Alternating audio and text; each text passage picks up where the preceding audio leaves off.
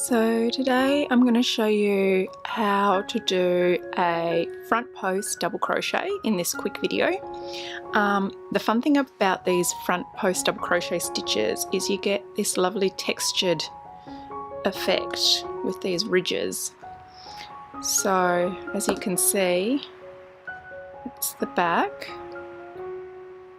and that's the front. See how it's got ridges on it. So in the US this stitch is called a double crochet, but in UK terminology it's called a treble. So they're interchangeable in this case.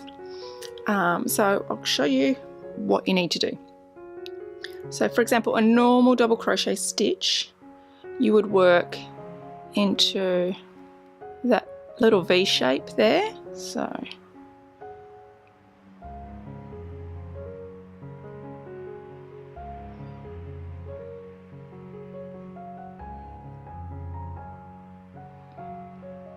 And you can see it lies pretty flat.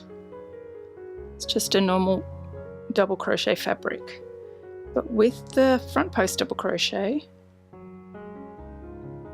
you work the stitch into this post area here.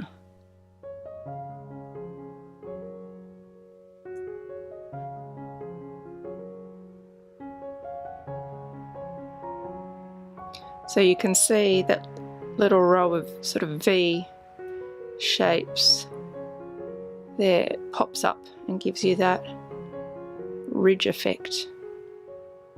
You can really see it well here with this colour changing yarn. I'm using Mandala, Lion brand Mandala yarn to make this shawl. It's got a beautiful gradient effect, and I really like how with the ridges it sort of really defines the colour changes. So I'll do some more just so you can have a look.